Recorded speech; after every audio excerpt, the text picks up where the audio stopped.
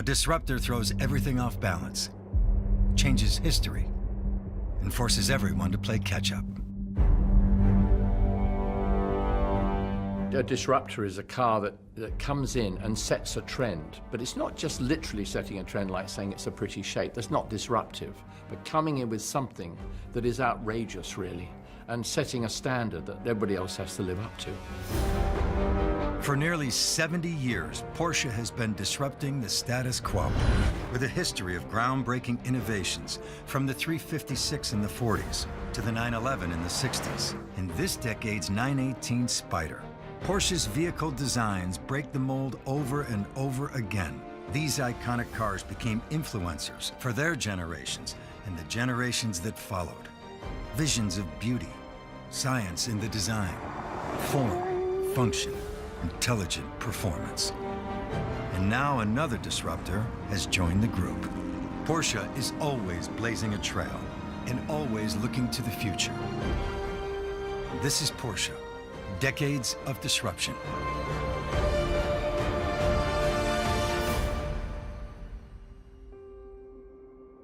Going against the grain is one of the biggest things that I think Porsche especially has done for decades. They've gone their own direction.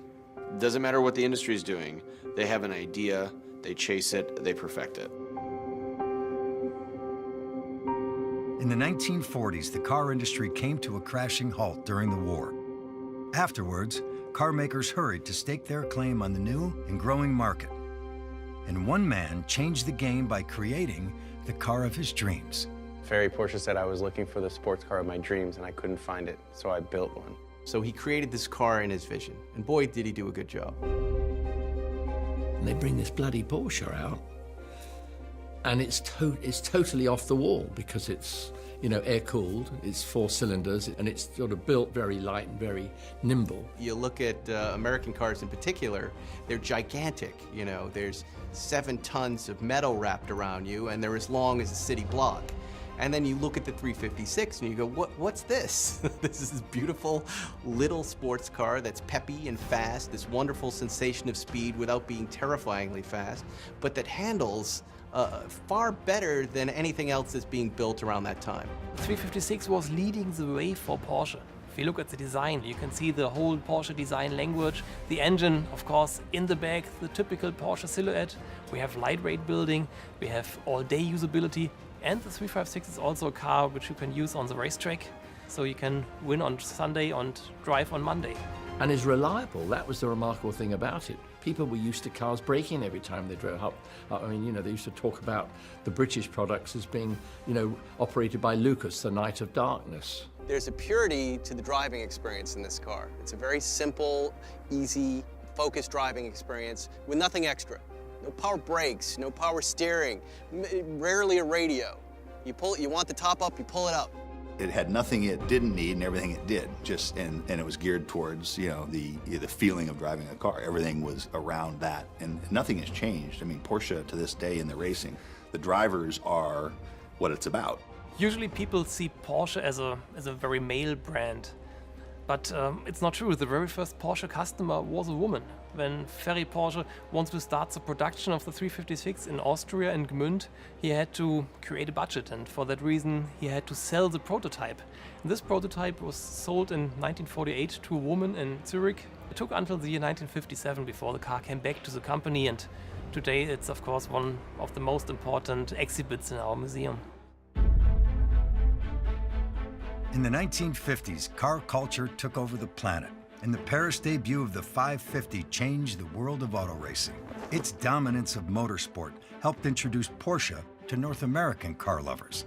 550 specifically as a race car was minimalism at its finest. You think back to motorsport in a time where it was all about horsepower, it was all about big tires and wheels. Just add more displacement, more tire size, more brakes, and hope you get to the end. And here comes Porsche and the giant killer. Having less weight is like having more power. It's like having more grip. It's like having better efficiency. Less weight acts on every single thing the car does. To me, when I first look at this car, I just think Porsche and racing. I mean, that is it. and you look inside it and you go, look at it. It's so damn basic, you can't believe. But it's functional, and that's what Porsches are about. It's like balsamic vinegar, you know what I mean? It's been processed and processed, and really what's necessary, and that's all that's there. Straight, uncut sports car. The 550 Spyder was raced by many famous drivers in America, but yeah, there were other celebrities, and of course the most important one was James Dean, and yeah, maybe this is also part of the myth of the 550. That was a car you could drive to the racetrack. You're just like, here's my road car, beep, and you just drive up and you get your little bag out and your little leather helmet or whatever the hell they used back then, and then you just go out there and whip everybody's ass and you just drive home, and, you know, have a beer or something.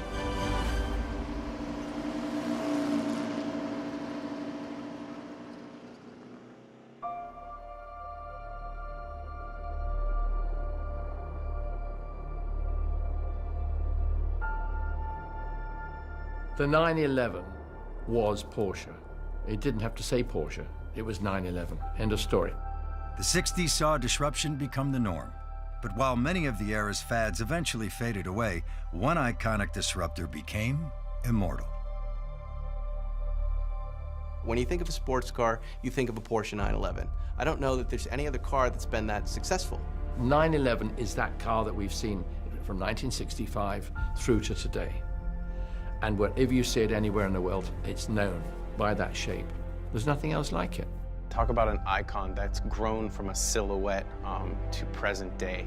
And when you line those cars up and you see where the evolution has come from, you see how much of the DNA and the roots are still vested inside of the car, and what works about that car, and what works from a driving experience, from a performance standpoint, and from an aesthetics standpoint. It's an icon. It's a car that sits separate of all of its competitors. When the Porsche 901, that's how it was called at the beginning, came out in 1963, people were not sure if it's still a Porsche. Some people just disliked it. But then, when the first journalists drove the car and yeah, presented their test reports, people started loving the car. I think what's so remarkable about this car is the fact that it did follow on from the rear-engine cars that Porsche have produced since day one. And of course, you do have the engine and the transmission behind the center line of the rear wheels. Very quickly, the 911 became an icon of the Porsche brand. In the meantime, we have 7 generations, and soon we will build the 1 millionth 911, more than 20,000 racing victories. But the most important thing is that I think there's no other sports car which has won so many hearts. If you ask a little boy to draw a sports car, usually something like a 911 comes out. There are many, many different models of the 911, but a very unique one is here at the Porsche Museum. It's a 911 police car. I met one of these police officers, and he told me that one day they were following a car thief, and at the end he just drove to the right side and stopped and said, "I can't escape from you, you are driving a Porsche."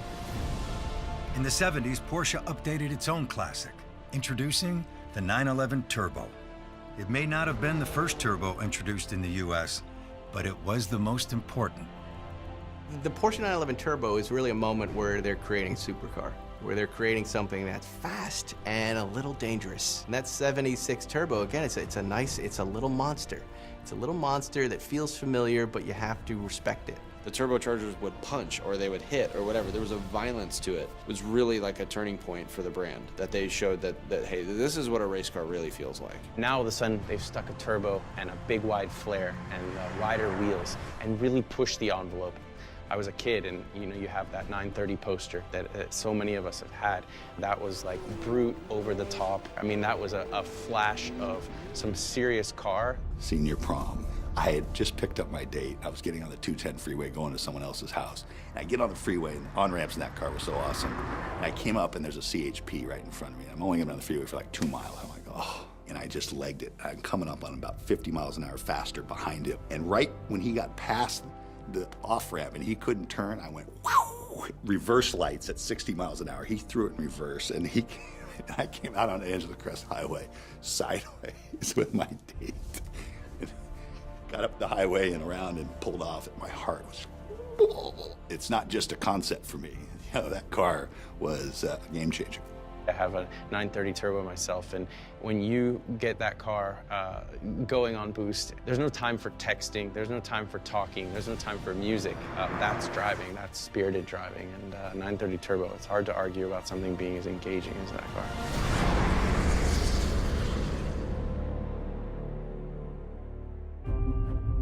The 80s were a turning point for Porsche. The 911 was an icon and bestseller, but the company was looking to move forward and push the limits of driving technology. People realized that Porsche was capable of changing everybody's perception. They were like the band that keeps making the hits, you know what I mean? Like you think, oh, there's no way they're gonna make another hit and blow everybody away. And guess what? Here comes another one, the 959.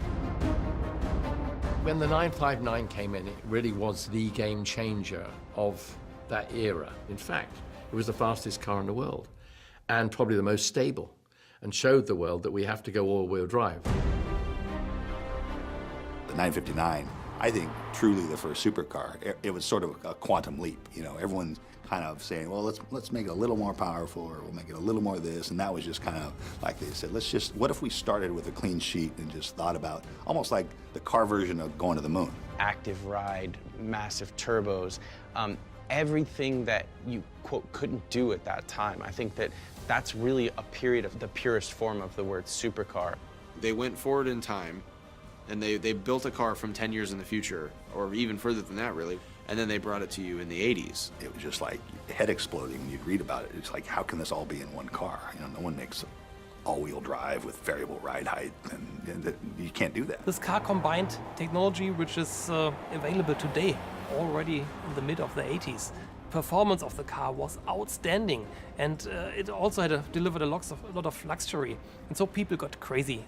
They made such a statement at such an important time in their life, I think, really. I mean, they went out and did the Paris-Dakar with it and won it. I mean, to go out there and take on the world's biggest off-road rally, the toughest event of the year anywhere, and they go and win it, you know, with drivers that aren't really off-road rally drivers, they were racing drivers. You were never able to bring them into this country, so it really made everybody nuts. And I remember reading about Bill Gates and how his was stuck at customs. Bill Gates and Jerry Seinfeld, who created show and display, which was a method of getting a car that wasn't really supposed to be in the country, but getting it here and through customs so that it could be shown and displayed. In other words, it's significant to car culture. And man, if you drive it a little while, who's gonna know, right? Do we get to talk about the Carrera GT now? I love the Carrera GT. In the 2000s, Porsche set their sights on the supercar space and delivered a car that destroyed the competition. First disruption for me with the Carrera GT, V10, mid-engine, open-top car, large wheelbase, a lot of new space for Porsche to venture in. You know, I just drove one a few weeks ago. It's wonderfully analog, as opposed to the new 918 or anything new, which has got your paddle shifters and everything else. When you drive it, I think that's the one thing that really comes out. You're more part of the car when you're shifting gear manually with your hand, because you have to watch the revs and pull it through and clear the clutch, and you really are in the cockpit of a race car. The origin of this project was motorsports. In the late 90s, the Porsche engineers were working on a new racing car for Le Mans. But then there were some rules changed, and Porsche decided not to participate in the year 2000. But the technology, a carbon fiber chassis, a V10 naturally aspirated engine, all these technologies were used for a new car, and this became the Carrera GT. I was able to buy one when I was way too young. It made me a better pitcher. It changed my life. I had a 3.6 ERA before I got it, and then the rest of the season I had like a 2.2 ERA, because I was so happy.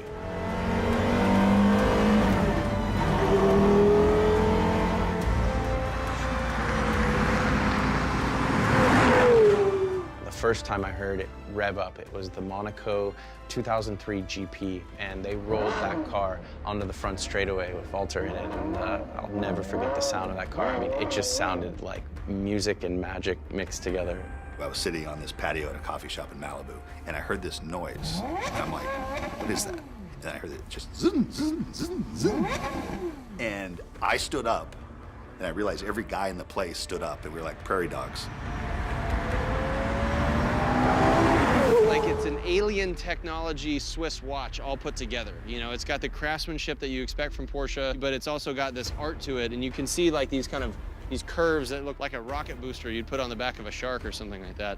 But when you get in here and you look through these little laser cut holes and you see the carbon fiber oil tank in there, and you see the pushrod suspension and how it all actuates with like really beautiful milled billet pieces of metal. All the other cars at the time were going automatic, making it easier to drive. This was making it more visceral, more real, more everything that a race car should be, but this is a road car. I can't believe that they actually managed to make this work, but it's one of the most beautiful cars of all time.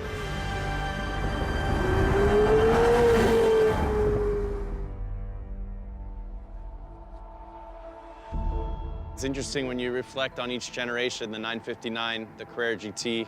Every time a car comes out at that extent, you wonder, could they do any more? Could there be more of what we consider a hypercar? And each time, Porsche pushes the limit. You know, on paper, I think it was one of those things where everyone was like, whoa, four-wheel drive, hybrid, you know? And then the Nordschleife lap record and all these things start to kind of like it line up, and you see this kind of laser focus of Porsche is trying to build the absolute best car in the world. In the beginning, everybody smiled and said, are you going green now, or is it for fuel consumption? And after a while, people figured out, oh wow, the performance of the car is completely different, and the fuel consumption is extremely good. So that just showed the potential, and it's the fastest car ever. It's the best sports car ever. It laps the Nürburgring the fastest than ever before. My first drive in the 918 was using the different modes, and I turned it from racing, which was very loud, to all electric, and my friend was able to talk on his phone. This ability of this car to run on the highway, the car that looks like that, in full electric mode, and then to turn into a race car just like that, instantly, with a little turn of that little circly switch, you have this race car that can charge its battery by racing it. And then you can run it in traffic without polluting. For Porsche, hybrid cars are kind of revisiting history. In 1900, Ferdinand Porsche started his career by developing electric cars and hybrid cars. Indeed, in 1900 he built the Semper Vivus, and this was the first functional hybrid car in the world. It's surreal the first time you get in, just getting your head around how much power you have underneath you. When you go to a hybrid and the alternative, just that such a direct amount of acceleration from the electricity, that was the biggest game changer for me.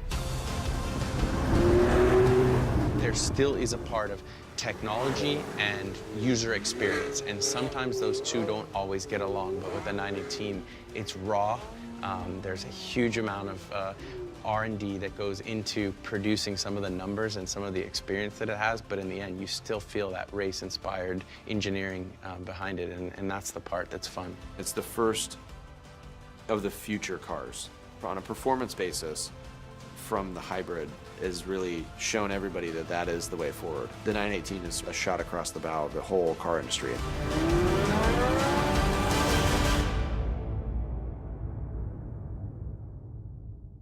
The 911 with the little back jump seats, it's good for my boys because they're 6 and 8, but you know, you want to share that experience with people, and you know, maybe your wife and another couple.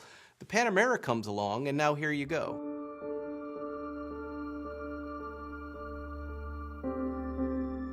The Panamera is showing that you can take a four-door car that's really underneath the skin, a sports car, and you're able to kind of mush the attributes together so that you're not compromising. It was true to Porsche, which is we want a car that is a true driver's car. It just happened to have a second row of seats.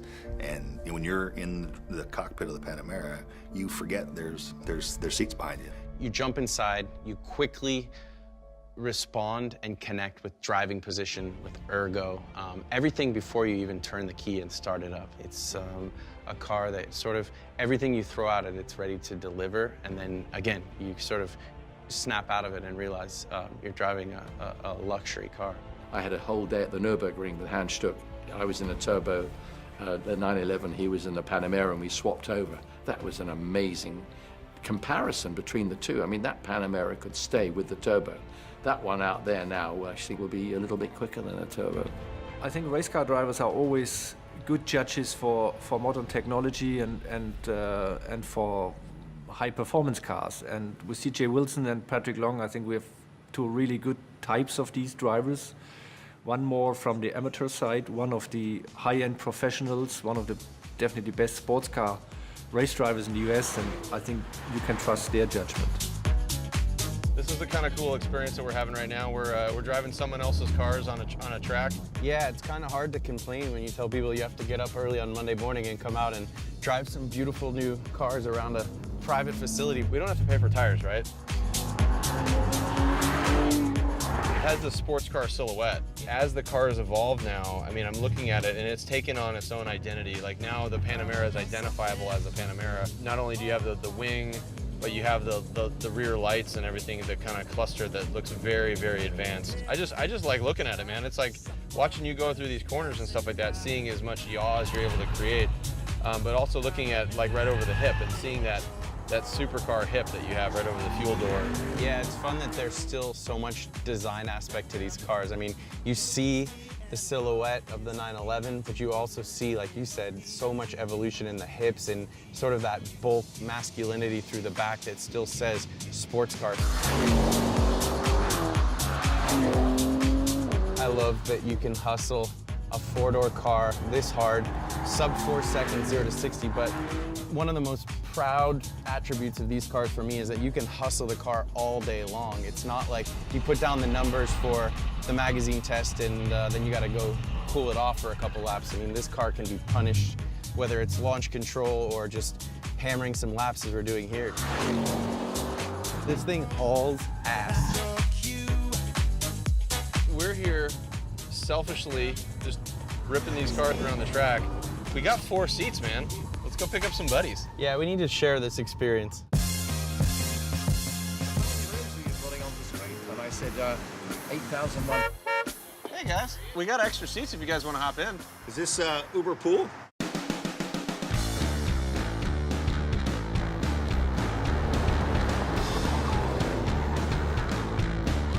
Should be on it harder than that, Pat. Oh, you're kidding me, you son of a mother, you guys!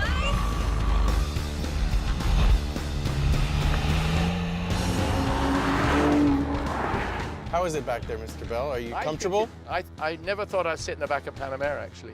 Following the other car just now and looking out, it's a very elegant shape to it now. really It's much refined it, more, yeah. you know, elegant and sort of got class. Yeah, there's few cars out there where you don't feel bad when you give another couple the back seats to go to dinner. We're a couple now. We are, no chance there, boyo.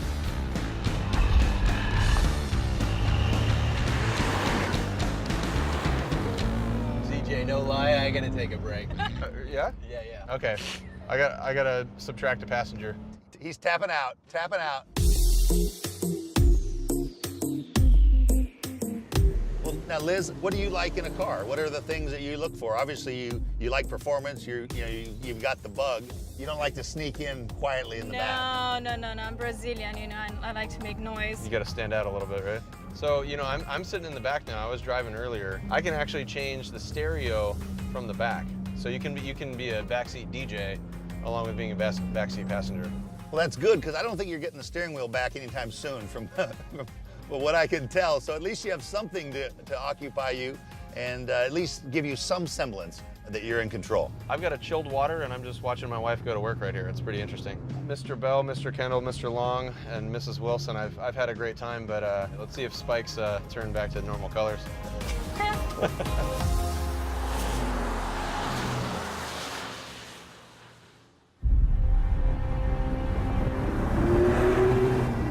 Porsche just unveiled another brand new version of the 2017 Panamera. This is an exclusive look at the world's newest disruptor, coming straight from Weissach, Germany. The question is, what comes after 918 and what will be the next car from Porsche that is mind-blowing and really disruptive? And in this case now it's the Panamera Turbo S e-hybrid. Many of the guys that did the 918 switched over in the Panamera project, and they brought all their ideas they had in mind in the car. The second generation of the first Panamera had a hybrid. That was more about efficiency, and we learned from the 918 Spyder that a hybrid is also a key issue in terms of performance. And so this hybrid is really a performer, and it's a fuel saver also. The number one in priority was this feeling and the driving modes and the behavior of the car, that it should be in the Panamera the same like the 918, with the drive mode, with the map switch and the steering wheel and all these things. And for sure, the assembly with the engine, the electric drivetrain or the electric motor, and then a PDK, a double clutch gearbox, because nobody else uses a hybrid in combination with a double clutch, and all the software behind that, how to shift and how to integrate the electric motor in this complex drivetrain. That went all over. The figures are quite impressive. The result of combining the combustion engine with the electric hybrid system is a total power of 680 horsepower and 627 pound-feet of torque. The acceleration will be below 3.3 seconds from 0 to 60 miles per hour. It will be the fastest luxury car in the world, and it's a hybrid. Porsche's design team is constantly on the path to drive automotive disruption, and their most important vision is still in the works, the Mission E. Decade after decade, these iconic Porsche vehicles changed the world, and Porsche has no plans to stop. What is that feeling that makes you feel like a kid again? What is that captivative energy that just makes you want to drive? Porsche came in to sort of disrupt, if you like, and say, hey, we're here, we're going to make a real mark in the future. And of course, that was how it all began. It's a consistency that they are able to bring to the table with all these different either lightweight cars, race cars for the road, or taking a technology that used to only live in aerospace and now it's a road car technology. They keep at it. Porsche is the ultimate disruptor.